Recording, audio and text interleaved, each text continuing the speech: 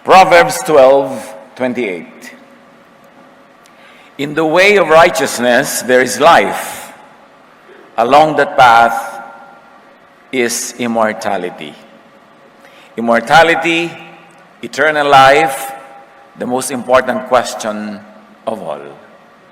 Sa nakaraang mensahe ay sinariwa natin ang mensaheng pinamagatang The Way to Eternal Life according to Jesus. Kanina yon.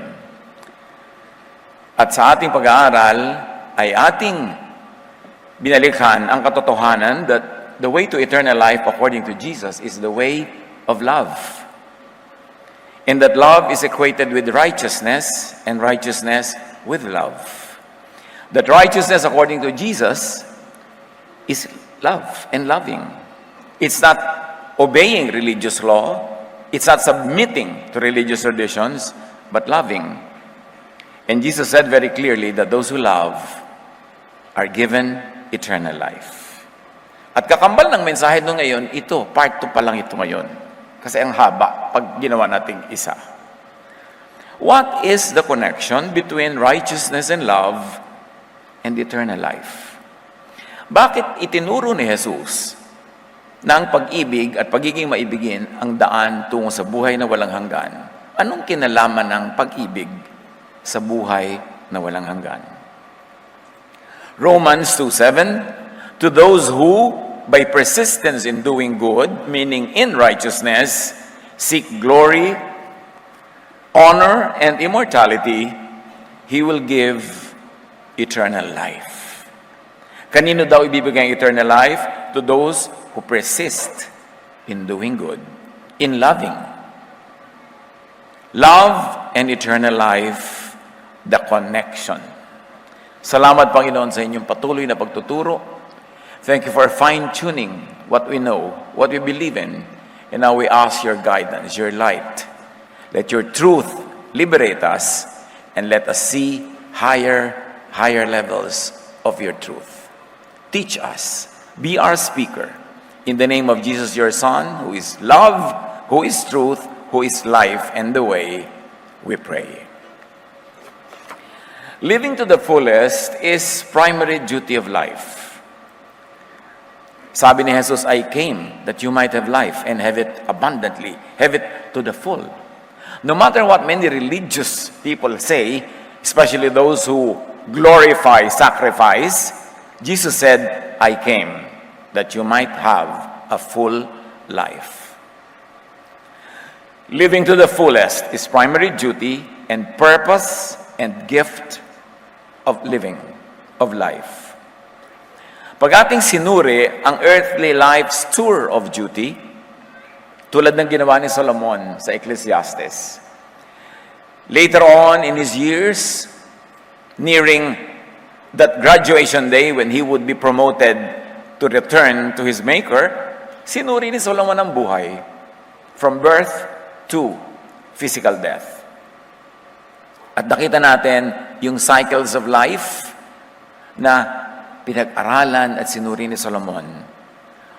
And the tour of duty of life is first of all to get born. There's a time to be born.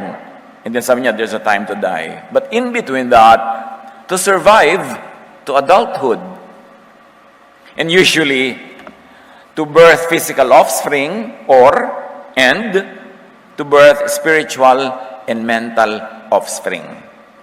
Ang buhay dapat ipanganak, tas i-preserve yung buhay mo hanggat maaari, hanggat dumating ka sa point when you can reproduce physically or reproduce spiritually or mentally, basta't hindi ka dapat manatiling hindi dadami. And then the duty all throughout the time is to take care of creation and other creatures. Marami nagtatalo-talo about the commandments of God, forgetting, ignoring the real first commandment. And it also tells us the purpose of life. Bakit kinreate ng Diyos, halimbawa, si Adan, ang katauhan, ang sangkatauhan? Genesis 2:15, the Lord God took the man and put him in the garden on earth, in the Garden of Eden, to work it and take care of it. Nung nilikha ng Diyos ang mga halaman, binigyan niya ng kakayahang lumaki, lumago, at mamunga, mamulaklak, at magkaroon ng mga buto. para ito ay ikalat at dumami uli ang mga halaman na ito, na kung tatanda na yung matandang halaman, may kapalit siya mga bagong halaman. Sabi ng Genesis, each to its own kind. Ang bawat hayop ay magkakaroon din ng kanyang mga anak, mga apo, para dumami sila, mamatay man yung matanda, yung species nila tutuloy. The Lord God put him in the garden to work it and take care of it. This is the raison d'etre of life. The very reason why we live. To get born, to grow into adulthood. Sana huwag mo nang mabawian ang buhay hanggang hindi nagaging adult, although hindi lahat nakakarating doon, but that is the ideal. Kaya maraming tao, kaya maraming halaman, kaya maraming iba't ibang uri ng hayop. Individuals, or some individuals might even be able to live to maturity, but many of their kind, of their own species, will be able to do it for them. So magtutuloy ang kanilang lahi, magtutuloy ang creation ng Diyos on automatic recreation and renewal. And the purpose and objective, even the method of life, is to receive, and give life or love. Luke 17:33, whoever tries to keep their life will lose it, and whoever loses their life to give will preserve it. Yung nagbibigay ang kinakasihan ng Diyos. Yung mapagbigay, yung nagdadagdag, nagaambag sa buhay, nagpapaganda ng buhay, nagpapalago ng buhay, yun ang nakakawilihan ng langit. Psalm 37:29, the righteous, or the giving, the loving, will inherit the land or creation and dwell in it forever. So kung sino daw yung righteous, will inherit life. And righteousness, as we have already defined many times, is to love, to do good to others, which really means to sustain life and to keep the created life recreating, procreating, multiplying itself. Because the very essence and rule of life is recreation, recycling. Mula nung nilikha ang sangsinukob, wala ni isang patak na tubig na nawala o nadagdag sa universe. Nire-recycle ang lahat. Ganon din ang mga halaman. Yung mga dahon nila ngayon, magiging kakainin mo, magiging part of you, tapos maaagnas ka kung ikaw ay sumakabilang buhay, magiging lupa uli yun, magiging halaman na naman. Everything recycles. Proverbs 21:26, the righteous give without sparing. As you can see, over and over again, repeatedly, righteousness will be equated with giving, with loving. So, going back to life's tour of duty, dapat you are there to minimize pain. Your pain and pain of others, so that you will not only continue living, but you will also live to the fullest, as Jesus says, I came that you might have life and live it to the full. And you should minimize pain. Kaya, kinukontian natin ang pwede maging pain ng ating sarili at ng iba. Hindi yung pinaparami pa natin with needless sacrifices. And we are here to maximize fruitfulness and happiness. Hindi ka nilikha ng Diyos at ipinadala dito sa lupa para pagdusahin at parusahan at sadistahin. Ang gusto ng Diyos, excursion natin from eternity to earth, to enjoy the earth, to contribute to the earth, to contribute to life, and then meet your Maker again and go back to eternity. Because you came from God, and you will return to God. John 10:10. The thief comes only to steal and kill and destroy. You see, kabaligtaran ng buhay To steal, to kill, destroy. Steal, kabaligtaran ng to give. To kill, kabaligtaran ng magbigay buhay.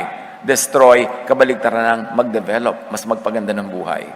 Sabi ni Jesus, sila yung thief. Ako, I came that they might have life and have it to the full. Hindi humihingi si Jesus ng needless sacrifice. Yun lang talagang absolutely necessary. Ang mga disipulo nga ni Jesus sa pagpapakain ng mga tao, pagpapagaling, pagtuturo, minsan sobra silang nasagad sa trabaho. Sabi ni Jesus, ali kayo. Punta tayo sa isang nakatagong lugar, tahimik, payapa, magpahinga kayo doon at kumain kasi wala na kayong kapahipahinga sa ministry. Hindi pinapatay ni Jesus sa ministry ang kanyang mga alagad. Ang gusto niya, may pahinga. Hindi puro trabaho. Hindi puro hirap. Ecclesiastes 5:19, si Solomon na pinakamarunong, binigyan ng Diyos ng iba yung karunungan higit kanino man.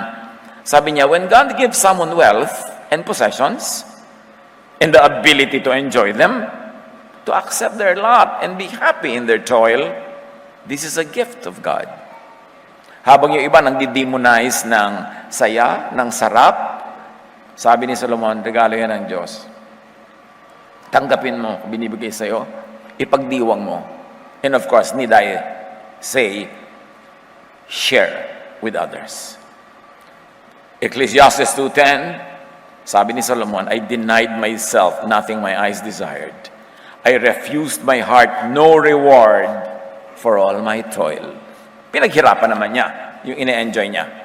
At alam natin sa Solomon, mapagbigay, palabigay. So earthly life's tour of duty, do the most good to creation. Tulad ng sinabi ng Diyos kay Adan, take care of the garden. Nandun na lahat yon. Plant, replant, manage the water resources, prevent, minimize pollution, recycle, take care.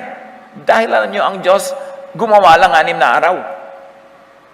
Sa ika-7 araw, nagpahinga. Hindi sa ika-8 araw or first day uli, inulit na naman niya lahat ang gagawin niya. Wala na, nagpahinga na siya forever. Kaya dapat yung kinreate ng Diyos nung unang 6 na araw, must continue to recycle itself, to recreate itself, kasi hindi na bababa ang Diyos mula sa langit para likhain na naman ang tubig na nalikha na niya. Para linisin na naman ang tubig na nilikha niyang malinis. Trabaho nating linisin yan. Hindi na siya uli bababa para mag-create na naman ng mga species. Trabaho nating huwag silang ma-extinct para patuloy, paulit-ulit ang buhay as God created it. It's on automatic. Kaya huwag niyo laging pinapagod ang Diyos. Diyos ko, pagalingin niyo po ako. Kumain ka ng tama. Matulog ka, magpahinga ka, nang hindi ka mangayayat at magkasakit. Ano, pagtatrabahuhin mo uli ang Diyos, pagagalingin ka niya, samantalang pinabayaan mo yung sarili mo. Kailangan alagaan mo yung creation at ikaw, primary creation ng Diyos. Don't stress yourself to the point na bumababa ang resistensya mo sa sakit. Tapos pag naghihingalo ka na, Diyos ko, buhayin niyo po ako. Binuhay na kita nun na. Uulitin ko na naman, ganun. Hindi mo alagaan ang sarili mo. Yun ang tinatabi natin laging law of nature. Sundin mo ang law of nature kasi ang law of nature, ang lawgiver niyan, ang Diyos because He created nature. Siya ang may sabi na pag lagi kang napuyat, hindi ka kumain ng tama, magkakasakit ka. Huwag kang humingi ng himala. Gawin mo ang tama. Pero kung gusto mo, di humingi ka rin, maling mabigyan ka. Pero, huwag mong gawin duty ng Diyos sa paghimalaan ka lagi. Damputin ka, tataob ka, titihaya ka, magpapagulong-gulo ka. Diyos ko, damputin niyo po ako. Bakit? Di tumayo ka. Kailangan nagre-recycle ang buhay. Ecclesiastes 12:7-8. And the dust returns to the ground it came from to the elements, and the spirit returns to God, to eternity, who gave it.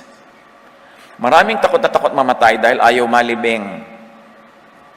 Yung iba pa nga, sabi, i-cremate nyo na lang ako kasi baka buhay pa ako, malibing ako, magising ako, nandun ako sa ilalim, mahirap naman. Diba? Hindi ka malilibing. Yung spirito mo, babalik sa Diyos. Ang malilibing lang yung katawan na galing sa lupa. Yung spiritong galing sa Diyos, hindi yun ililibing. Kasi babalik yun sa Diyos. Pag ito naunawa natin, mababawasan siguro ng 70% yung drama natin pag mayroong sumasakabilang buhay at inililibing. Yung, ayan na, ibinababa na siya sa atawal, ayan na, hindi siya yon. Yung katawang lupa lang yon. Siya ay bumalik sa Diyos. Kaya ang dapat nating atupagin, bumalik sa Diyos. Kaya na pinag-uusapan natin ngayon, how do you have eternal life? At sabi ni Jesus sa message nating nakaraan, love. Loving is righteousness. Righteousness leads to eternal life. Now, life rewards with eternal life. Remember, life lang, earthly life. Rewards with eternal life, with return to eternity, those that give back to life. Those that help sustain the life of everyone else. In other words, those that love. ang binibigyan ng Diyos ng gantimpala na buhay na walang hanggan, yung habang nabubuhay dito sa mundo, ay tumutulong na pairalin ang buhay ng iba, ng kalikasan, ng creation ng Diyos. Tuwang-tuwa ang Diyos sa binigyan niya at pinahiram ng buhay na habang narito ay patuloy naman tumutulong sa pagsusustain ng buhay. Buhay niya, buhay ng iba, buhay ng mga halaman, buhay ng mga hayop, buhay ng planeta. Jeremiah 7:5-7, if you deal with each other justly, if you do not oppress the foreigner, the fatherless or the widow, and do not shed innocent blood in this place, then I will let you live in this place, in the land I gave your ancestors forever and ever. Now, huwag laging gawing literal ito na it is a piece of real estate in the Middle East. Think of it as representative of God's creation. That if you take care of creation, God will let you enjoy it eternally. If you give, if you care for life, God will gift you with eternal life. Proverbs 11:27, one person gives freely, yet gains even more. Kita niyo yung pabor ng Diyos sa palabigay. And I don't mean donations at church only, ha? Lahat ng uri ng pagbibigay. Pagbibigay mo ng panahon sa mga nangangailangan, pagbibigay mo ng kalinga sa mga napapabayaan, pagbibigay mo ng pagkain sa nagugutom, pagbibigay mo ng understanding sa kinukutya ng iba, pagbibigay mo ng pagtanggap sa pinapatalsik at sinisipa ng iba, lahat ng uri ng pagbibigay that sustains life. That helps people preserve life or helps people enjoy life to the full. Yun ang mga pagbibigay. Another withholds unduly, but comes to poverty. So yun daw palabigay ng palabigay, hindi nauubusan, lalong dumadami. Pero yung nagdaramot, siya ang maghihikahos. Why? Because God knows. God fills heaven and earth with His presence. Alam niya ang lahat ng uri ng ating pagbibigay upang lalamang. Alam niya ang lahat ng uri ng ating pagbibigay sa buhay o pagnanakaw ng buhay sa iba o pagnanakaw ng buhay nila. Proverbs 25:21, if your enemy is hungry, give him food to eat. If he is thirsty, give him water to drink. Sabihin natin, bakit? Enemy na nga bakit papakanin pa? Anong kinalaman niya sa life? Because if you feed your enemy, he will become your friend. And if he becomes your friend, he will become your helper. Then, the feeding is good for all. Subukan mong gutumin yung enemy mo, lalo mo siyang gagalitin, pag nakawala yan, ang gugustuhin niya, durugin ka. Pero oras ang huwa ka ng mabuti sa kanya, mawawalan siya ng lakas ng loob na maging masama sa iyo. Matatanggal yung energy of anger. At mapapalitan pa, hopefully. And really, why not? Mapapalitan pa ng pagmamahal sa iyo. The best way to beat an enemy is to turn him into a friend. Life is in cooperation, not in needless competition or war. War destroys life. Cooperation and friendship promotes life for all. Ang creation ng Diyos has enough resources for all. Huwag pag-agaw-agawan, huwag pag-away-awayan at pagpatayan para doon kasi marunong ang Diyos ng arithmetic. Alam niya ang relationship between supply and demand. Kailangan lang wala yung greed. Kailangan lang merong giving so that not only you, not only your species, but all life will thrive. Yun ang sabi kay Adan. Take care of the garden. This is your mission. Proverbs 28:27, those who give to the poor will lack nothing, but those who close their eyes to them receive many curses.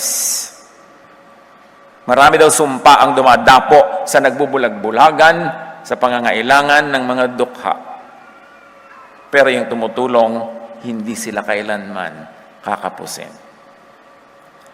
Mark 9:41, truly I tell you, anyone who gives you a cup of water in my name because you belong to the Messiah will certainly not lose the reward.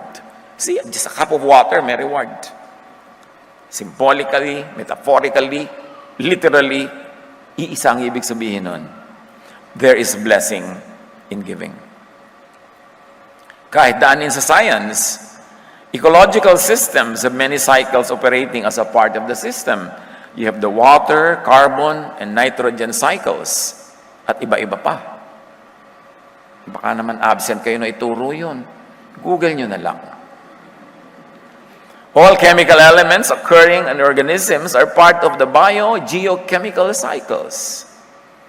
Kaya yung nalunok mong lamok nung bigla kang humikab, siyempre magiging part of yun, madadigest. Mamaya yun, pag naging lupa ka uli, makakain naman ng baka yung halaman na tumubo doon, nandun din yung lamok, nandun ka rin. We are all in all. We are part of it all.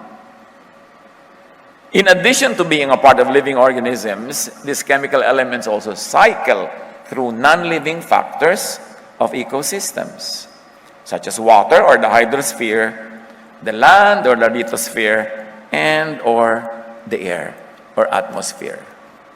Yung in-exhale mo na hatching kahapon, nasa hangin, maaring malunok niya dun sa banda doon ngayon. Kaya dapat nagmamask, di ba? Lalo kami yung mga virus. Kasi yung in-exhale ng kapwa mo, mai-inhale mo yon. Lalo kung lakas-lakas niyang tumawa. Mahihinga mo yung hininga niya, yung laman ng baga niya, pupunta sa baga mo. We are all connected. Na napatunayan natin itong pandemic, di ba? Sobrang pala yung connection. Pwede talaga magpalipat-lipat yan. So, bakit bibigyan ng gantimpala ng buhay na walang hanggan, yung mahilig magbigay para mabuhay ang iba, mag-survive o mag-thrive? Kasi yung pala bigay, sila ang bagay sa eternity. Because eternity will be recycling everything. Again, bakit? Because the goal of creation, the goal of life is to live and to give life to others. Pag may nagtatanong siya, ano ang goal of life?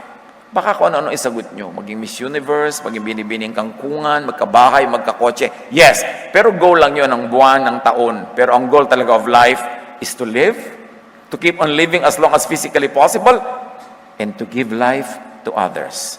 Those that give life to others will be part of eternity. No matter what religions tell you, na para magka-eternal life ka, mag-member ka sa kanila, magpabaptize ka sa kanila, hindi yun ang sabi ni Jesus. Ihihiwalay nyo yung sinasabi ni Jesus sa mga mito at alamat ng mga relihiyon. Psalm 19:1, the heavens or astronomy declare the glory of God.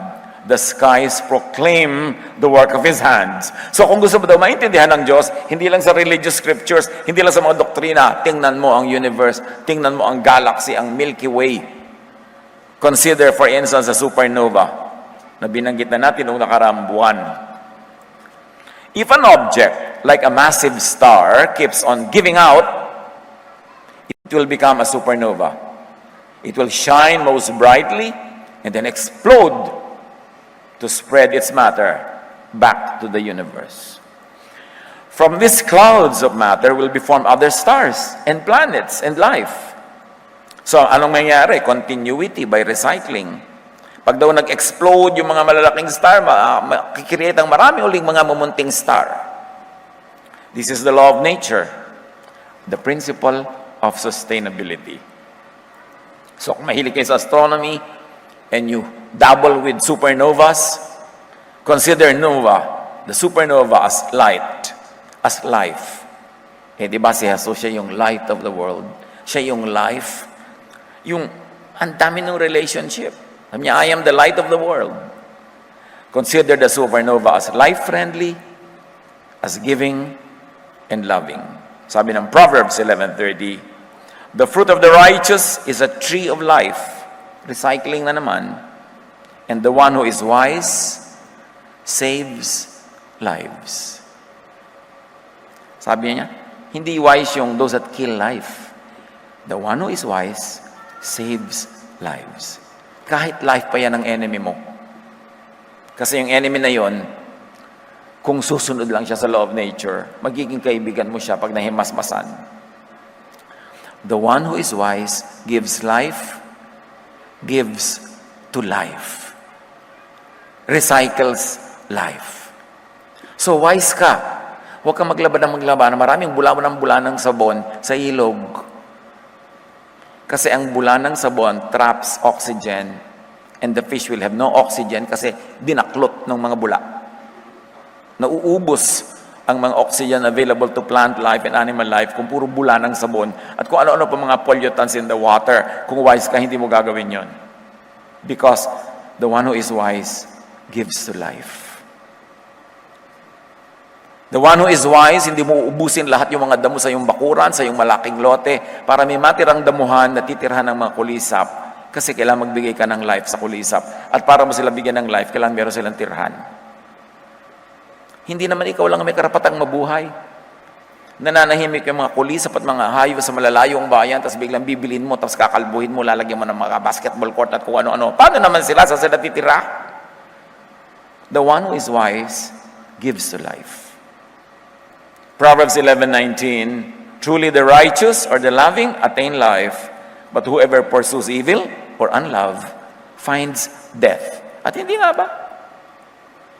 Minsan hindi lang tayo masyadong aware eh.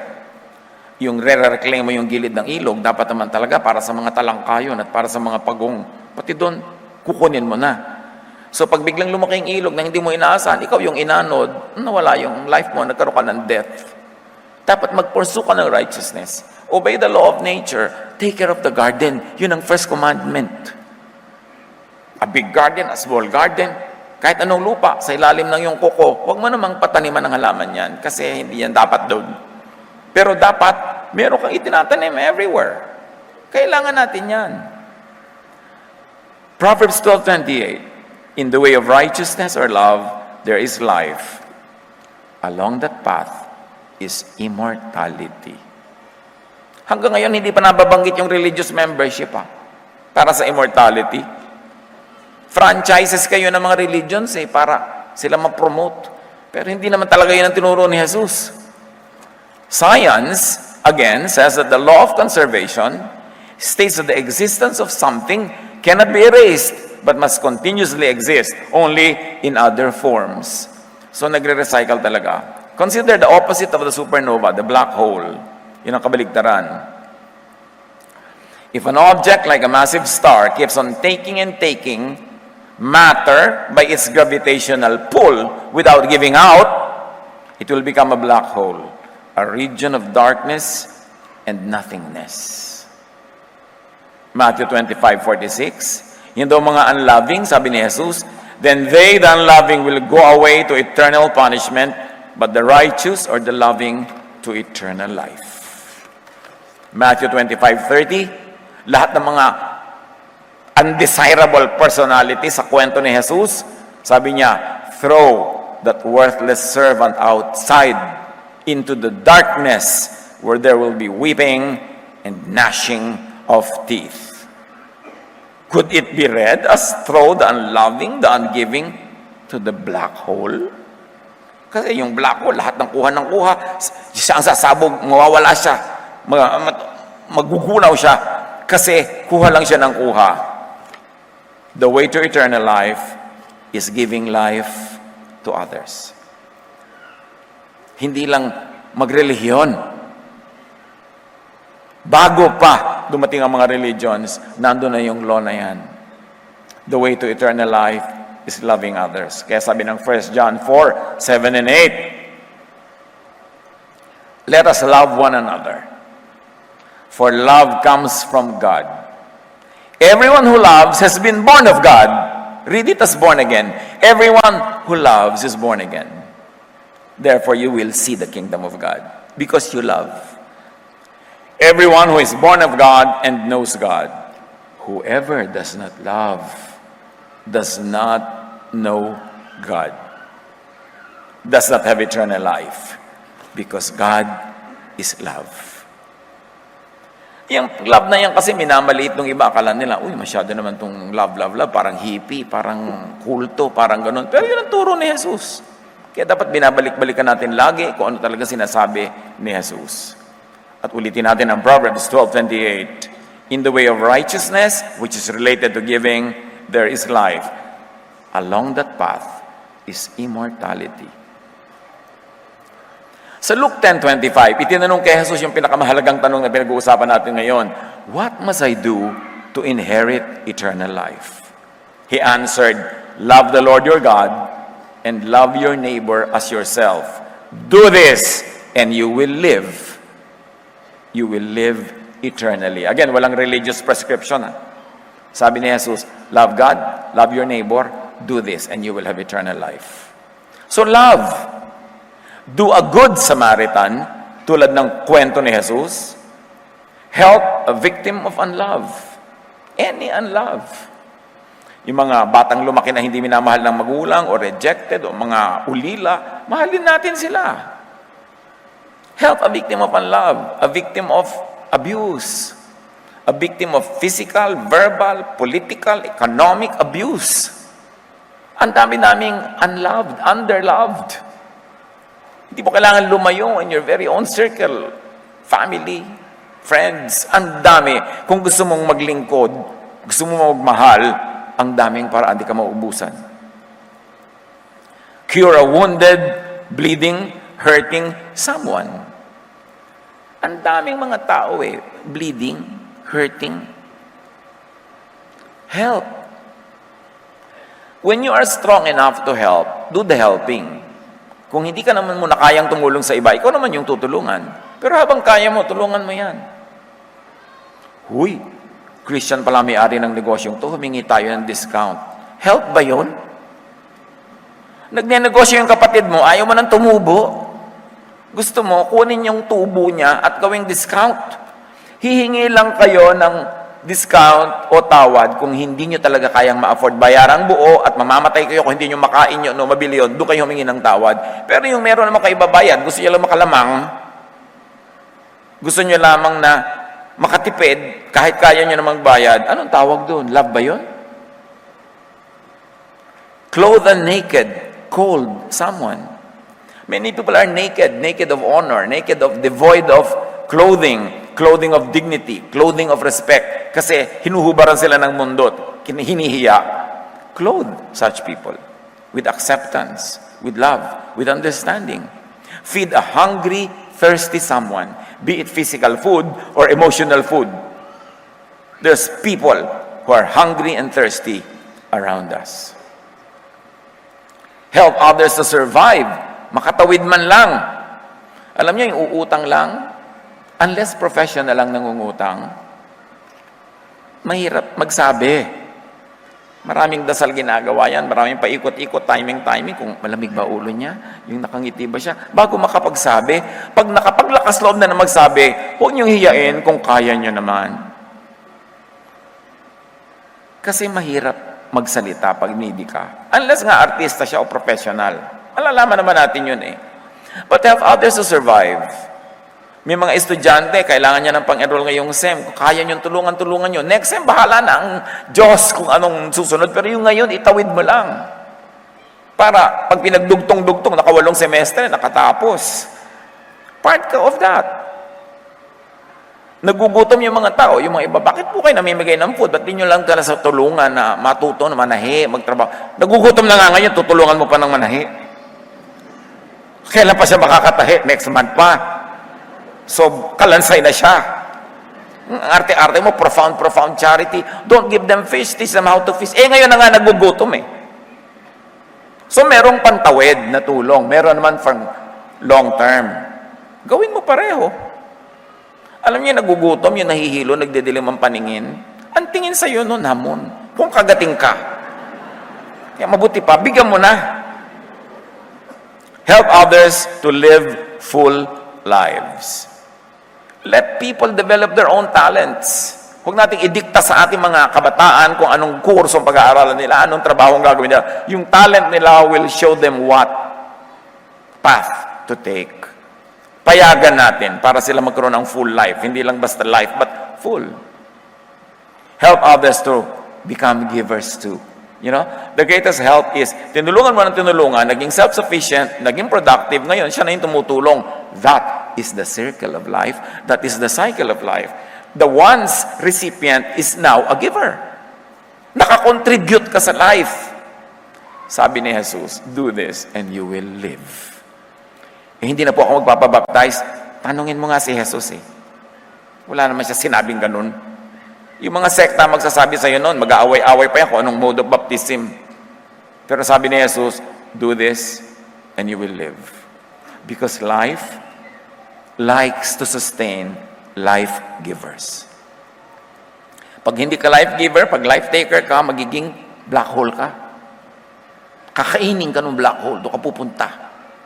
Kasi ayaw ng life, ayaw ba ito? Ang damot-damot ilagay sa black hole to kasi sisirain niya ng creation, hindi siya tutulong. So be a gracious recipient of life. Pag binibigyan ka ng Diyos, tanggapin mo.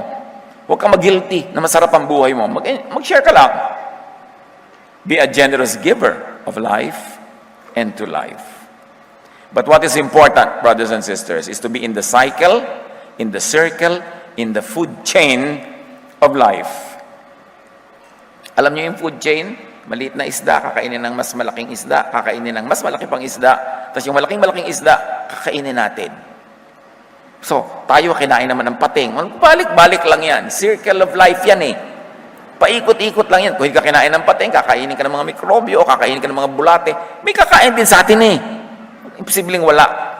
Kasi part ka of life. Don't sentimentalize that. Ganun ang gusto ng Diyos. So, kumain, eat. Huwag yung kung ano-anong fad ang ginagawa mo na sa sarili mo, hindi ka na kumakain, nangangayayat ka na. Yung pagka naliligo ka, tumatakbo ka sa paligid ng banyo para mabasa. Ganun ka naka-slender. Ayaw mo pang tumigil ka na. The diet. Kailangan, pakainin mo yung sarili mo kung ano yung tama, kung ano yung kailangan. At magpakain. Feed others. At may isa pa yung kahulugan ng Tagalog na magpakain, ha? Be the food of others. Hayaan mo rin kainin kanila. Ganun talaga.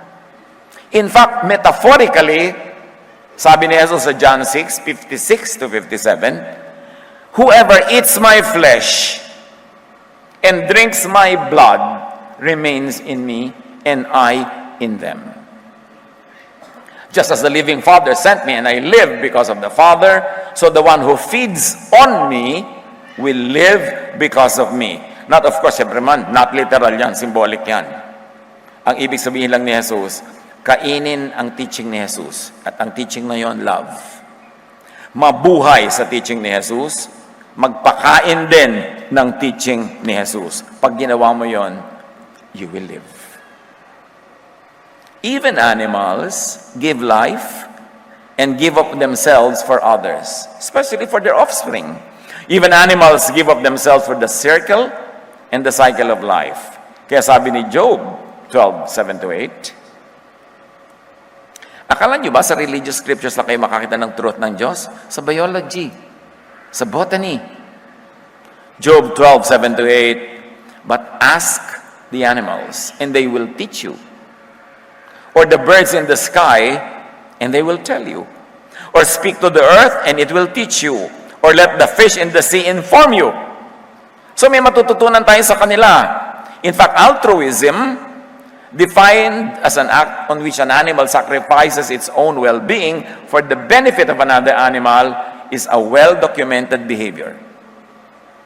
Maraming hayop na tinatawag natin, mas tao pa kaysa sa maraming tao. Halimbawa, dolphins have always been observed to help others in need.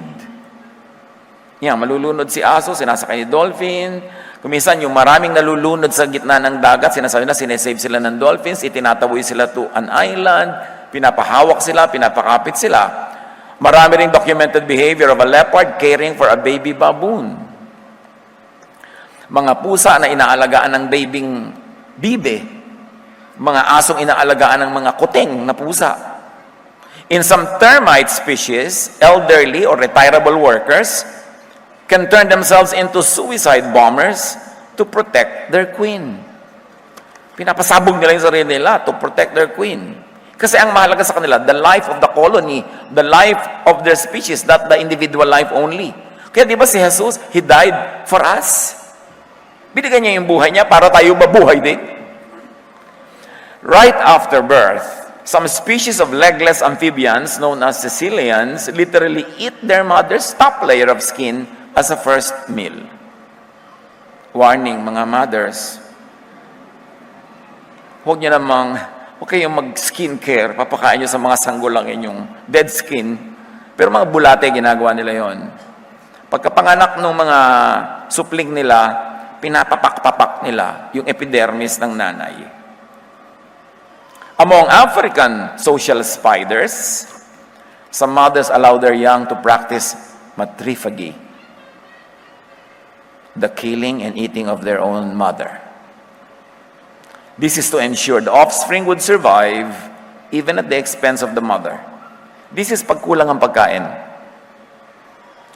Ang schools of fish, but ang mga isdang maliliit, ang dami-dami nila kung maglumangoy sama-sama, samantalang ang pating mag-isa.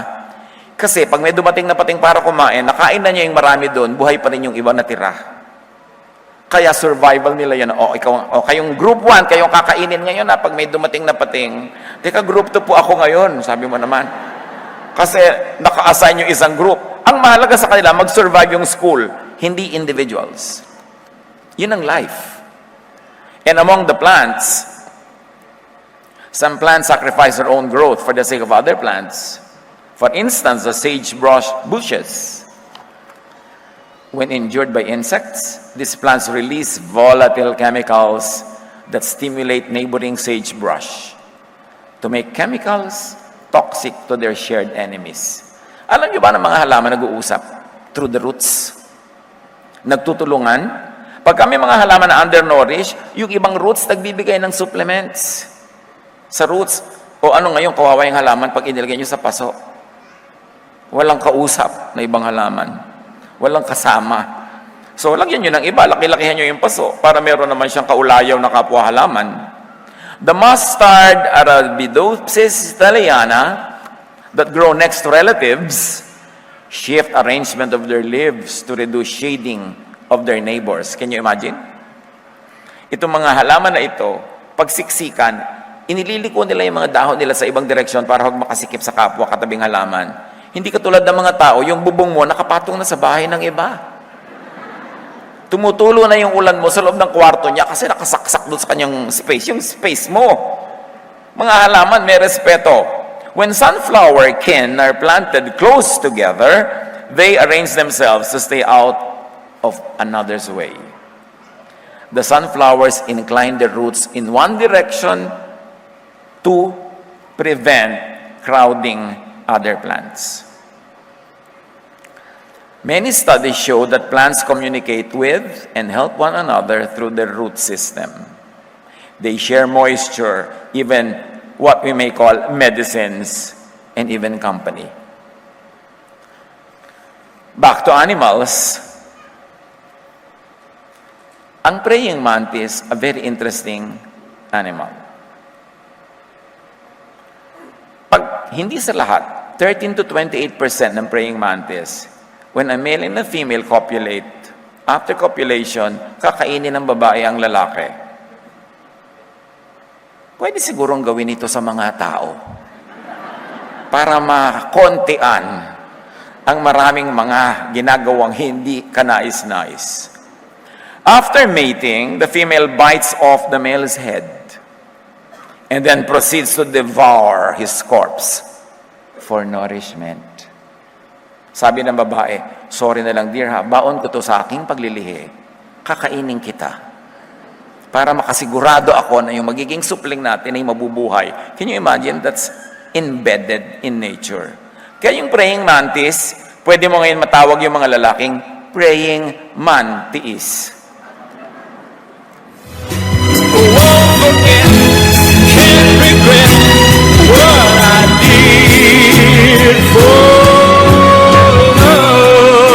Yan ang theme song ng mga praying mantis. What I did for love. Di ba mga magulang, what do we do for our children? Husband, wife, partners, what do you do for each other? Yun ang tunay na pag-ibig eh. Noon nagkaroon ng lindol, may mga natabunan ng mga debris at mga kung ano-ano, may mga nanay na may dalang baby, sinusugatan nila ng basag na salamin na kanilang dibdib para ipasipsip sa anak nila yung kanilang dugo. Kasi wala silang baong gatas, nakabaon sila doon sa lupa. Ganun ang ginagawa ng mga ina. Because naka-embed sa atin, sa ating genes at cellular level, that we like our loved ones to continue surviving. Diyos ang may bigay nun. Kahit sa mga unggoy, kahit sa mga ahas, lahat ng binuhay ng Diyos may malasakit sa kanilang kapwa. Kaya dapat nating pag-aralan ng ganitong mga bagay. At alam na natin, i-develop pa. Lessons from creation: love others and yourself.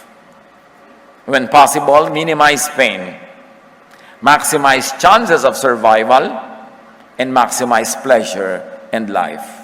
Do the most good to creation and to yourself, then meet again and reunite with your Maker. Huwag nating lagyan ng lagim ang physical death. It is a return of our spirit to God. Ang atupagin natin habang nabubuhay tayo dito is to obey the command of Jesus. Actually, the original command of God that was forgotten by humanity, kaya ipinadala pa si Jesus para paalala uli. Love.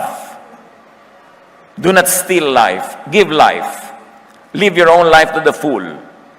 Ecclesiastes 12:7, and the dust returns to the ground it came from, and the spirit returns to God who gave it. Maging supernova, huwag kang sumama sa black hole. Huwag katakutan ang pagbabalik sa may likha. Just love now. Make it your business.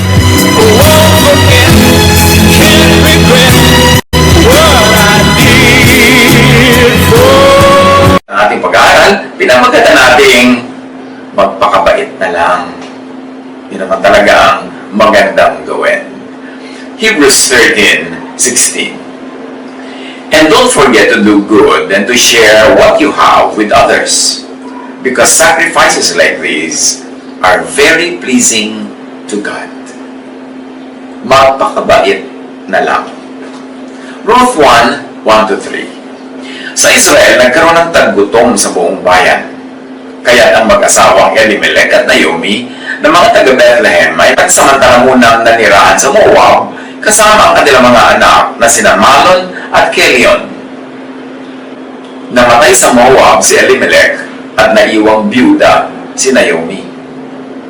So may nawala kay Naomi. Una, crops, food security sa sariling bayan, nawala. Kaya kailangan mong ibang bayan para doon makipagsapalaran at umanap ng hanap buhay.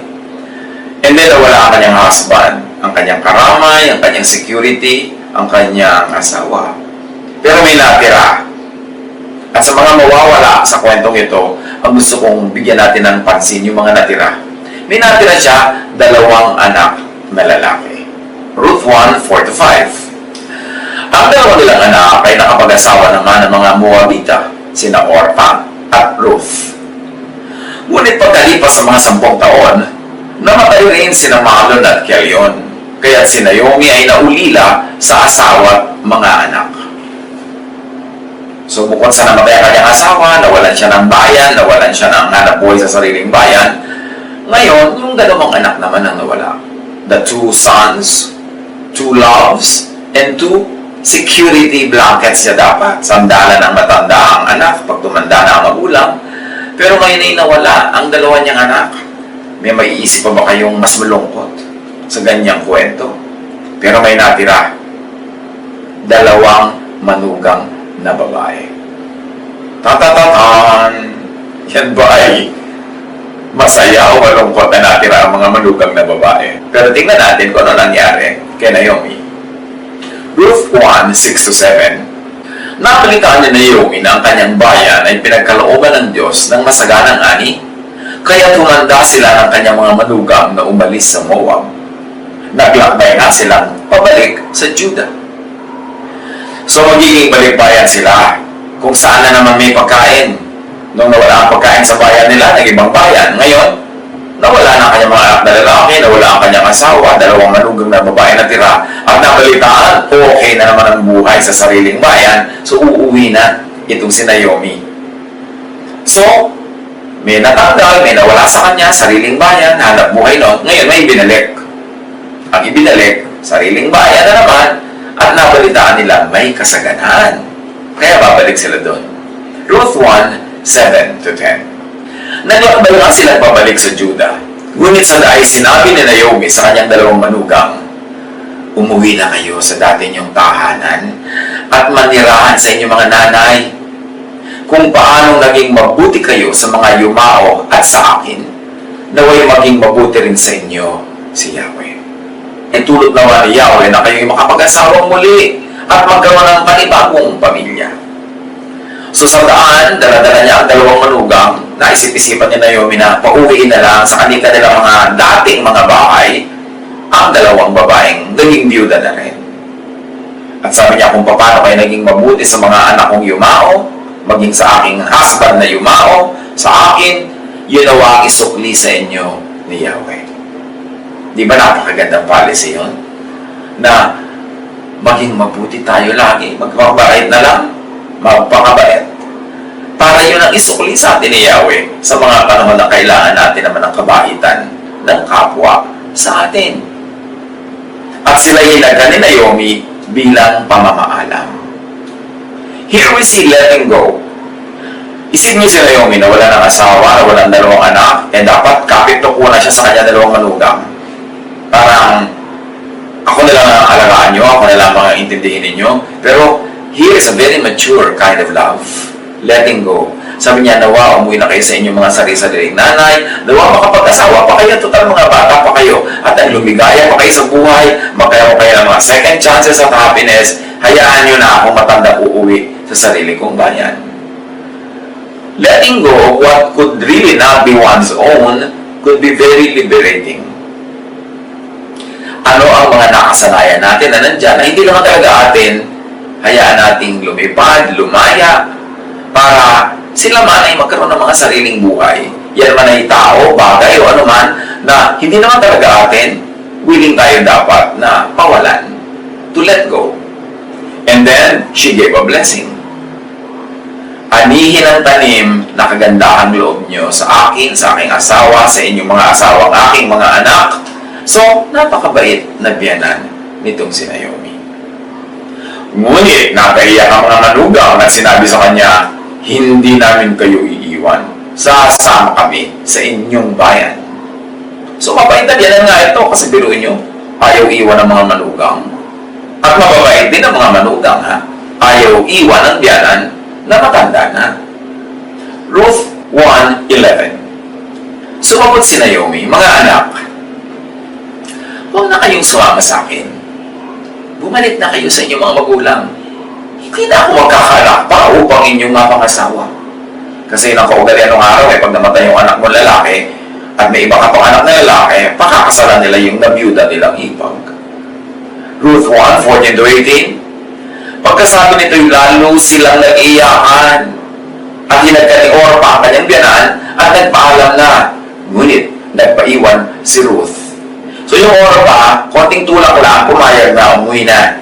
Yumakap na, beso-beso, hug-hug, tapos umuwi na sa kanyang nanay. Pero si Ruth hindi. Matibay ang kanyang paninindigan na hindi niya iiwan ang kanyang biyanang babae.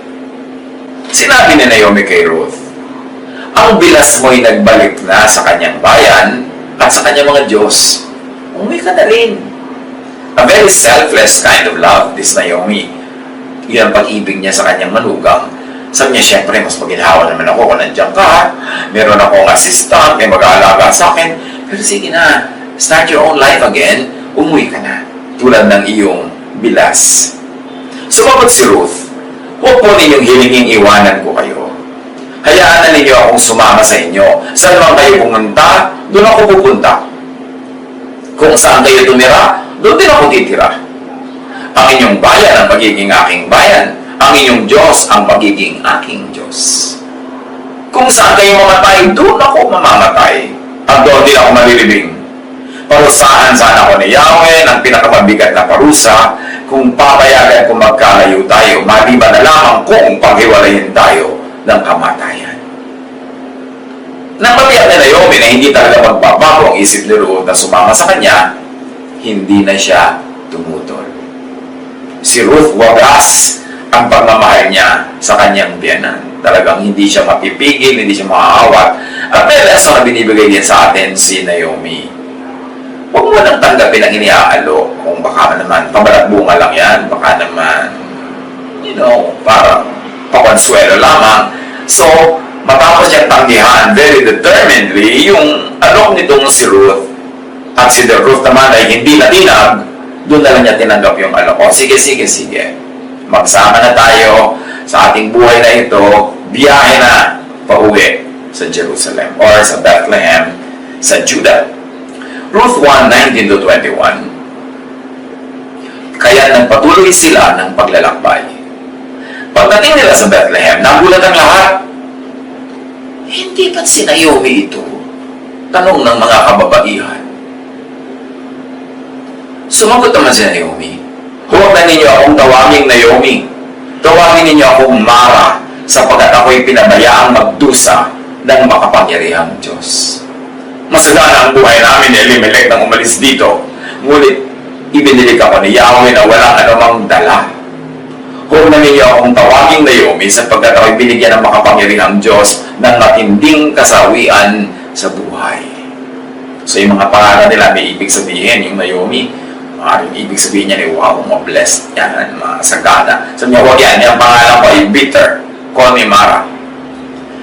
So, sabi niya, itong aking mga hirap, itong mga dakok na ito, ay bigay ng poon may kapal, the Lord God. It was only an impression of Naomi. Don't make a doctrine out of this. A Jewish religious point of view.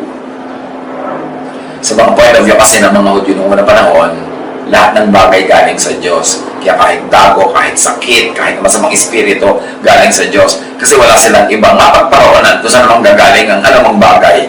Kaya pati yung evil spirit na sinasabi na and the Lord God sent an evil spirit to torture soul, yun naman pala yun ay isang uri ng deep depression, acute depression. Pero sa nila, an evil spirit came from God.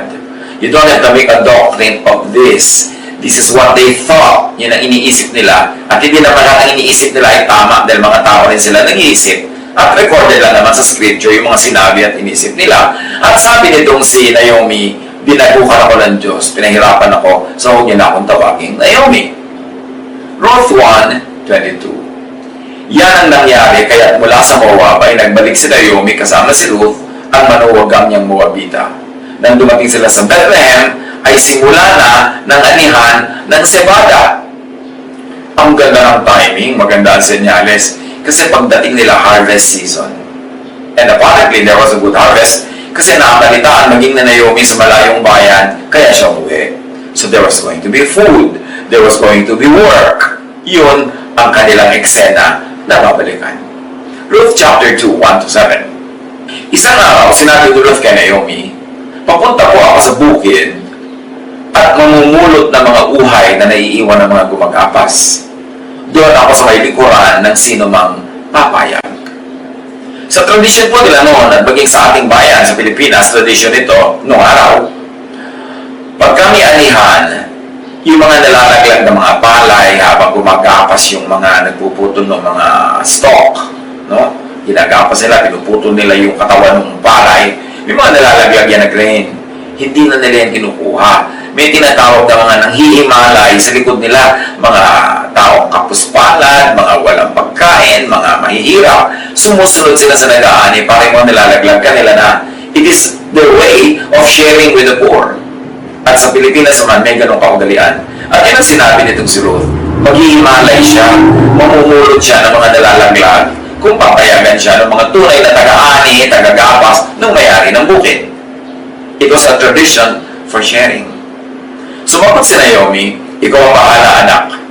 Kaya si Ruth ay nagpunta sa bukid at namulot ng mga uhay, kasunod ng mga gumagapas. Nagkataong napuntahan niya ay ang bukid ni Boaz, isang kamag-anak ni Elimelech na kanyang nasirang biyanan. Na napakayaman nitong si Boaz at iginagalang sa kanilang bayan. Wow! What else can you think of but divine guidance?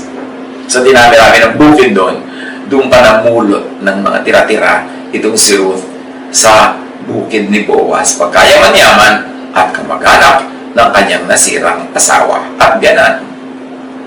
Bilang tagal, dumating naman si Boaz mula sa Bethlehem. Nang makita si Ruth, itinanong ni Boaz sa katiwala, sino ang babaeng yan? Siya po ang Moabitang kasama ni Naomi nang umuwi rito mula sa Moab, sabi ng katiwala. Nakiusap po siyang makapamulot ng nalaglag na mga uhay. Pinayagan ko naman. Kaya't maaga pa'y narito na siya. Katitigil lamang niya para magpahinga sandali. So a very, very good impression is created here. Kasi ang ganda-ganda ng sinabi ng katulong. Napakasipag po niya. Napakaaga niyang dumating. Nagpaalam po siya kahapon pa. At ngayon, inabutan niyo man nagpapahinga. Doon lang siya tumigil. So there's a good press. Yung magandang image na na-project. Kasi yan naman talaga ang totoong pagkatao nitong si Ruth. May lesson agad sa atin yan, mga kapatid. Be good in the sight of subordinates. Huwag tayong mga suplada sa mga clerk, sa mga security guard, sa mga sekretarya. Kasi yan ang magbubulong dun sa boss kung ano ang impression nila about us. At huwag lang tayong umarte para magkaroon ng good impression, but really good. Magpakabait na lang. Kasi yun naman ang merong magandang biyaya. Yun ang magandang tanim. At tandaan, itanim ang kabaitan kahit kanino, huwag tayong pipili. Tulad nun, ang nataniman nitong si Ruth, yun lang palang taga-kwento. Pero yun, ang nagbukas ng pinto sa puso nitong si Boaz. Ruth 2:8-11. Nilapitan ni Boaz si Ruth at kinausap, Anak, huwag ka nang pupunta sa ibang bukid. Dito ka na lamang mamulot kasama ng aking mga manggagawang babae. Tingnan mo kung saan sila gumagapas at sumunod ka. Sinabi ko na sa mga tauhan ko na huwag kang gagambalain. At kung ikaw ay nauuhaw, malaya kang uminom ng tubig mula sa aking banga. Napakabait naman itong si Boaz, lalong-lalo na't maganda naman ang balitang nakarating sa kanya tungkol kay Ruth. Imagine, si Ruth hindi iniwan ng biyanan, inalagaan, at ngayon naghahanap buhay para sa biyanan niyang matanda na. Nagpatira pa si Ruth bilang pagbibigay galang at nagtanong, Ako po ay isang dayuhan, bakit po napakabuti ninyo sa akin? Sumagot si Boaz, Nabalitaan ko ang lahat ng ginawa mo sa iyong biyenan mula nang mamatay ang iyong asawa. Alam ko rin iniwan mo ang iyong mga magulang at sariling bayan upang manirahan sa aking lugar na wala kang kakilala. So the information, the beautiful image, went ahead of her. Nabalitaan ni Boaz ang katotohanan tungkol sa kagandahang loob nitong si Ruth, na napakabait niyang tao. Ruth 2:12. Pagpalain ka nawa ni Yahweh dahil sa iyong ginawa. Gantimpalaan ka nawa ni Yahweh ang Diyos ng Israel sapagkat sa Kanya ka lumapit at nagpakupkop. Napakaganda ng mga salitang binitawan, blessing, and prophetic. It's a very powerful prayer also. Ruth 2:14. Nang dumating ang oras ng pagkain, tinawag ni Boaz si Ruth. Halika rito. Kumuha ka ng tinapay at isawsaw mo sa salsa.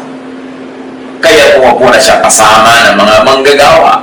Na-promote na itong si Ruth. Hindi na siya namumulot-mulot lang. Kasama na siya sa hapagkainan. At binigyan siya ni Boaz ng inihaw na cebada. Kumain naman si Ruth hanggang sa mabusog. May natira pa sa pagkain ibinigay sa kanya. Sa katotohanan, itinira niya yon para sa kanyang biyanan para pag-uwi niya pasalubong. Aba, mukhang napakabait na rin itong si Boaz kay Ruth. Kabaitan begets kabaitan. Ruth 2:15-16. Nang ipagpatuloy niya ang pamumulot, pinagbili na ni Boaz ang mga manggagawa. Hayaan niyo siyang mamulot kahit sa tabi ng mga binigkis na uhay. Huwag niyo siyang babawalan. Maglaglag kayo ng mga uhay mula sa binigkis para may mapulot siya. Ulit, di ba? Mukhang nagiging napakabait naman itong si Papa Boaz dito kay Mama Ruth. At sabi niya, huwag niyong pipigilan kahit ang kuhanin na niya yung tunay na harvest ng mga naitali niyo na. Hayaan niyo lang siya. Huwag na huwag ninyo siyang gagambalangin. Ruth 2:17-18. Si Ruth ay namulot hanggang gabi. At pagkatapos ay giniig niya ang kanyang napulot. Halos 5 salop na cebada ang nakuha niya. Umuwi si Ruth at ipinakita sa kanyang biyanan ang naipong cebada At ibinigay pa niya sa matanda ang lumabis niyang pagkain. Yan nga ba? Itinara niya pa yung meal niya para paghatian niya at bigyan niya yung biyanan niya pag-uwi. Pero ninyo, ang dami-dami niyang napulot. Tapos, hindi pa siya umuwi. Giniik niya para pagdating sa bahay nila, ready na to cook. No? Pagkatapos ipinakita niya, 5 salok. Ang laki nun, ha? Mabait talaga si Ruth. Pati yung lunch niya na ipinakain sa mga manggagawa, hinati pa niya para may maiuwi sa biyanan. Kasi alam niyo, pagka may mga paani, may harvest, masarap ang pakain. May kanta nga tayo nun kung saan may patanim, doon masarap ang pagkain. Ganon din naman, kung saan may paani, doon masarap ang pagkain. A golden heart. Napakabait na babae. Ano-ano naman ang mga lesson na pwede nating mapulot sa kwentong itong bukod sa nakaka-inspire, ay talaga namang punong-puno ng lesson. By the way, alam na natin, ang naging ending, pinakasalan ni Boaz itong si Ruth, naging first lady, at naging first biyanan itong si Naomi. Naging maliwasan ang kanilang buhay, maginhawa, pero ang pinagdaanan nilang hirap, hindi biro. Lesson in life.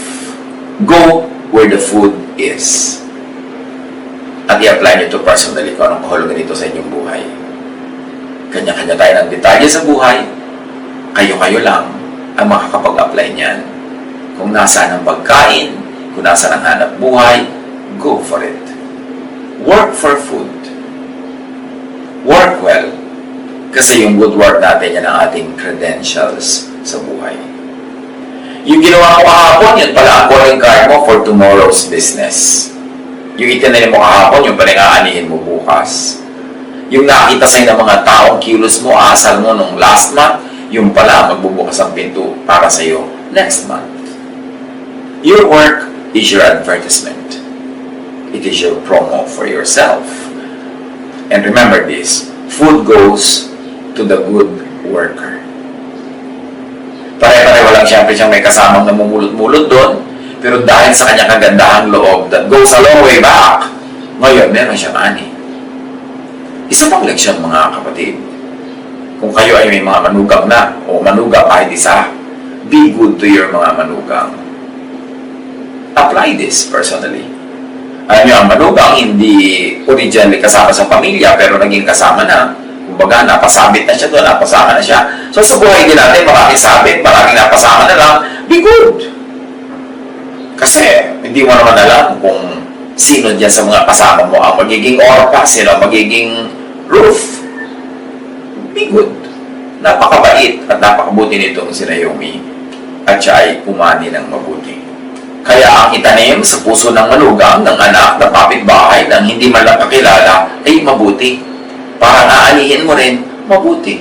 Kung ano itinatanim, yun ang inaani. At na-bless si Naomi kasi mabait sa manugang, mabait sa anak, mabait sa asawa, at mabait sa mga kamag-anak. Kaya pati itong si Boaz, na kamag-anak ng asawa niya, mayroong open heart policy para kay Ruth, para kay Naomi.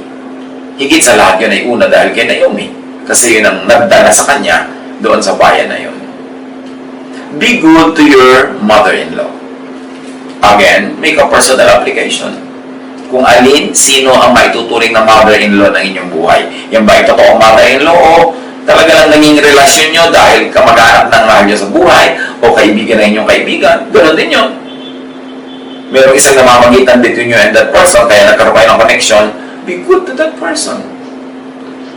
Kasi kung mabuti ka sa iyong mother-in-law, it means being good to your asawa and to yourself. Kasi lahat ng yan, sa iyo rin at sa iyo rin babalik. Ang dumudura sa langit, siya ang nagduduraan niya ang sarili niyang mukha. Kung ano man ang ating pinapawalan, yun ang bumabalik, nagbubumerang sa ating buhay. So, na-bless si Ruth kasi mabait. Mabait sa biyanan. At mabait na masipag pa. Meron naman kasi dyan, mabait pero tamad.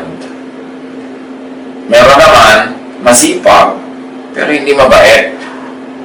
So, hindi malaman kung itutulak mo o kakabigin. So, magsipag na, mabait pa. It's a decision.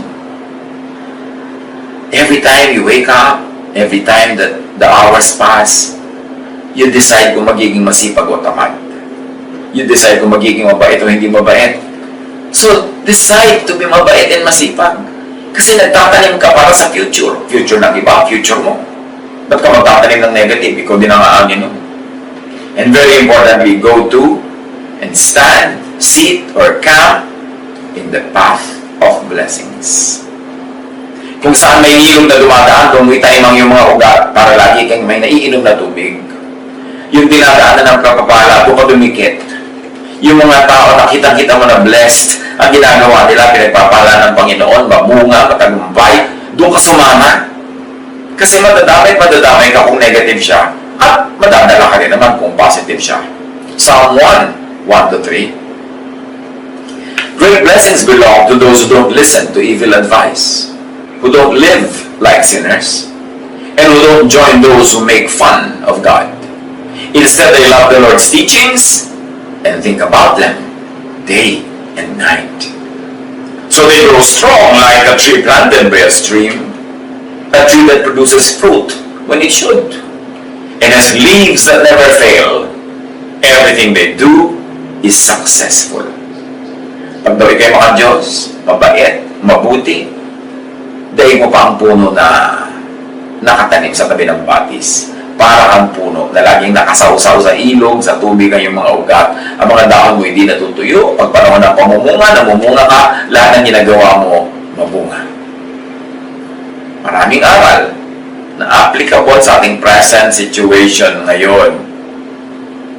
Isa doon, gumugulong ang buhay, paiba-iba. Dumana si Naomi ng masarap na buhay kasama ang kanyang asawa at ang kanyang mga anak sa sariling bayan. Pero na iba, gumulong ang gulong ng buhay. Naging mahirap ang buhay nila ng ibang bayan, nakipagsapalaran doon. And then, nakaranas naman ng konting unlad, konting saya, nagkaroon ng mga malugang. Pero namatay naman yung asawa. At makalipas ang 10 taon, namatay yung 2 anak. Gumulong ulit ang buhay, pupunta sa lungkot. Pero, nakabalita naman siya na wow, okay na uli ang buhay sa sariling bayan. Marami na uling ani, may hanap buhay. So bumalik naman siya, naiba na naman uli ang buhay niya. Mga kapatid, yun ang buhay. Parang gulong. Minsan, tama ka sa hindi masarap, nalulubog ka konti sa kanal, minsan ang ganda-ganda ng dinadaanan mo, nasa ibabaw pa, minsan nasa ilalim.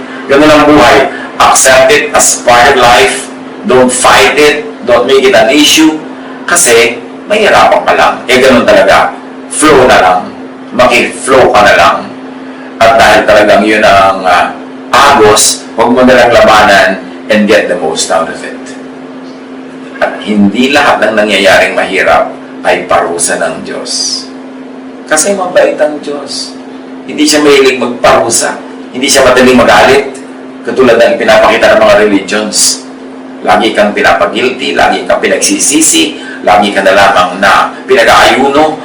Hindi mo na malaman kung alin sa mga kasalanan mo ang dahilan, kung ba't umulan, ba't bumagyo, bakit nagkaroon ng tsunami, ba't may pumutok na bulkan. Nangyayari talaga yun, natural lang yun, hindi mo kailangan isisi sa iyong sarili. Bagamat may mga talagang makukulang tayong dapat pag-aralan, dapat natalikuran, dapat nalinisin sa ating buhay, pero hindi naman laging ikaw ang may kasalanan kaya nagkakaganyan yung planeta. Nadadagdagan ng guilt feelings, nadadagdagan ng takot, dahil mo anong laban mo sa Diyos kung galit sa iyo ang Diyos. Pero no, hindi mo gagalitin ng Diyos. Nangyayari lang talaga yan. Akala lang ni Naomi, pinapagalitan siya ng Diyos. Pero, interpretation niya yun. At yun ang culture nila, yun ang paniniwala nila. But it doesn't have to be sound doctrine para panghawakan natin at i-apply sa ating mga buhay. Creation moves by its own God-designed, preset, natural law. By causes and effects. Katulad noon, nagkaroon ng drought, nagkaroon silang tagutong, hindi naman dahil gusto silang parusahan ng Diyos, there must have been natural reasons why it happened. Pero nagkaroon din ng natural reasons na bumalik yung yaman ng lupa. Hindi naman sinabing parusahin ng Diyos o ganyan palayan ng Diyos. Doon talaga yung nature, it runs in cycles. Merong end ang time, merong end ang cycle, at merong beginning ng bagong time, bagong cycle. So, just make the most out of whatever cycle you are into at the moment. Walang personalan. Pag Bagamat hindi naman masamang isipin na baka may mali akong ginawa, maitama ko, baka meron akong pwedeng improve, pero hindi lagi isisisihin mo ang Diyos na nagagalit siya, pinaparusahan ka, o sisisihin mo ang iyong sarili. Ganun talaga ang nature. Paiba-iba, may mga seasons, may mga panahon. Pero ang lahat, bumabalik din sa dati. Nagbabalanse. At yung impression ni Naomi na dinagukan siya ng Diyos ay personal impression lang niya. Cultural, religious belief lang yon. Hindi kailangan gawin natin yun na universal doctrine at i-apply sa buhay natin na tuwing may nangyayaring nahihirapan tayo ay galit ang Diyos. Ano ba ang Diyos? Isip bata na tuwing nagagalit siya, paparusahan niya lahat at random. Lahat na lang magdurusa dahil galit siya sa konti o may mga nagkamali. Yung impression na binibigay ko minsan ng religious doctrine about God is very wrong. Very unfair to God na ipapakilala mo siya na parang laging magagalitin. Anong laban mo sa Diyos pa siya nagalit? So matatakot ka. Ang sabi niya, fear not. Comfort my people. Sabi sa Bible, I know the plans I have for you. Plans to give you hope, a future. Plans to, not to harm you, but to prosper you. Yan ang panawakan natin, hindi pananakot ng maraming religious leaders na tawag ng katakot-takot na walang katapusan pa. Ulit na repentance and fasting. Ito yung may puputok ng bulkan, repentance. Ito yung meron na ng tsunami, repentance. Work of nature yan eh. Tingnan natin kung anong pananagutan natin. Kaya nagkakaganon yung nature na i-imbalance para yung contribution natin, mai-correct natin, mai-balance yun, at tumama ang lahat. Pero hindi mo kasalanan na may bulkan. Wala pang tao, may bulkan na. Wala pang religion, may bulkan na, may tsunami na. Except that we were not there to know it and to record it. Huwag nating bigyan ng bad image ang Diyos. Siya ay maibigin. Siya ay mapagpatawad pa kahit na tayo nagkukulang, nagkakasala, at hindi siya natutuwa na nahihirapan ang kanyang mga anak. Ang dapat natin gawin, adjust. Use our intelligence. Use wisdom to make the most out of the little that is available at the moment. Yung hanapin, katulad nila Naomi, walang pagkain sa bayan nila, ng ibang bayan, na wala sa kanilang sariling tinitirahan, umuwi sa sariling bayan. Adjust. Ganun lang yun. Huwag natin sobrang i-dramatize.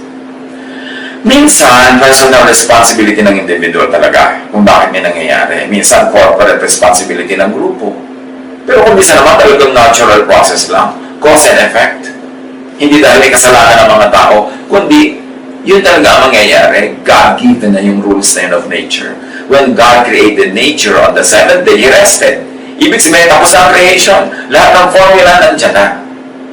Lahat ng may invento, kailangan na lang malaman mo yung law of nature para yung science, may applied science mo siya, makagawa ka ng mga engineering works, makagawa ka ng physics works, pero nandun na yung mga laws na yon. Ngayon, kahit ang banal-banal mo, napulas ka, napapo ka, namatay ka, hindi dahil ibig sabihin ay makasalanan ka, kasi may law of gravity. Hindi ka marunong lumangoy, isa kang missionary, isa kang makadiyos na tao, nahulog ka sa barko, nalunod ka, hindi dahil masama ka o may kasalanan ka, kasi may law of buoyancy, may law of gravity. So, part of godliness is to know the works and the laws of nature, sumabay ka, igalan mo yon para ma-maximize mo ang benefit, ma-minimize ang harm, at matuto kang sumaya kahit ano yung nangyayari. Hindi lagi mong gagawing moral issue yan. Kasi pag nag-moral issue, laging may kasalanan. Pero bakit naman kahit takot-takot na repentance sa mangyari, may pumuputok pa rin bulkan. Parang maling image of God, yung naido-drawing ng iba. Kilalanin natin ang Diyos. Kasi even yung mga statements sa mga tao sa Bible, hindi naman sila perfect eh. Hindi naman sila God, hindi sila si Jesus na nagsasalita. So pwedeng may mga wrong silang pinagsasasabi kahit nasa Bible yun sinasabi nila. Kahit si Peter, sabi ni Peter kay Lord, ay hindi kayo pwedeng mamatay, hindi kayo pwedeng magpunta sa Jerusalem. I will not allow that. Sabi ni Lord, get behind me, Satan. You are not on the side of God, but of men. Si Peter pa yan, ha? So, susuriin natin lahat nakikita natin sa Bible, mga sinasabi ng mga tao dyan, salain natin sa Jesus filter. Ano sinasabi ni Jesus tungkol dito? Approve ba si Jesus sa impression na yon? Approve ba si Jesus sa conclusion na yon? Jesus is the final court of appeal. His name is above every name. So, dapat dalhin kay Jesus ang lahat ng issues natin. Lalo pag nag-theologize tayo ng mga natural phenomena. Talaga ba? Alam natin na si Jesus nung bumabagyo, natakot yung mga disciples, ginising siya, hindi yung mga disciples ang pinagalitan niya o sinaway. Ang sinaway niya yung barko. Hindi na yung bagyo. Hindi naman niya sinabing, masama kayo kaya may bagyo, magsisila kayo, mag-fasting kayo para tumigil ang alon. No. Sabi lang niya sa alon at bagyo, tumahimik kayo. At tumahimik nga. So in other words, hindi niya pinagalitan yung mga disciples dahil may bagyo. Meron talagang bagyo. Nangyayari talaga yun. Ecclesiastes 9:11. I have seen something else under the sun. The race is not to the swift or the battle to the strong, nor does food come to the wise or wealth to the brilliant, or favor to the learned, but time and chance happen to them all. Sabi ni Solomon, pinakamarunong na tao naglakad sa balat ng lupa. Pero baka isa nakita katotohanan eh. Sabi niya, nakita niyo na ba ito? Ito. Hindi laging nananalo sa karera ang mga mabilis tumakbo. Minsan natatapilok sila. Hindi laging pumupunta ang pagkain sa mesa ng mga matalino. At hindi ko kung magaling ang isang tao, siya yung yayaman. Kahit marami siyang pinag-aralan, hindi laging siya ang mapalad sa buhay. Sabi niya, time and chance happen to them all. And the contemporary English version says it very clearly, we each have our own share of bad luck. At sabi ng Tagalog version, ang lahat ay dinaratan ng malas. Hindi dahil lagi silang masama o sila may pananagutan. May isa pang lesson sa buhay na yan ni Naomi. Laging may balancing act. Ang nature, ang creation. Pag merong kinukuha, may natitira.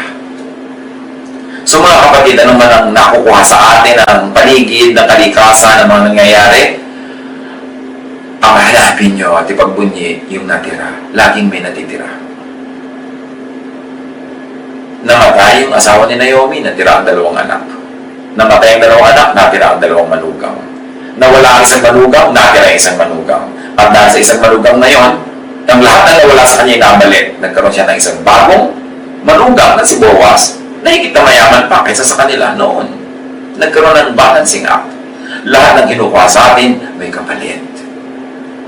Kung minsan lang ayaw natin tingnan yung kapalit, nagpipili tayong ipaghanap-hanapan yung mga nawala na, huwag ninyong hanapin yung nawala, huwag habulin yung tumakbo, at appreciatein kung ano ang meron tayo.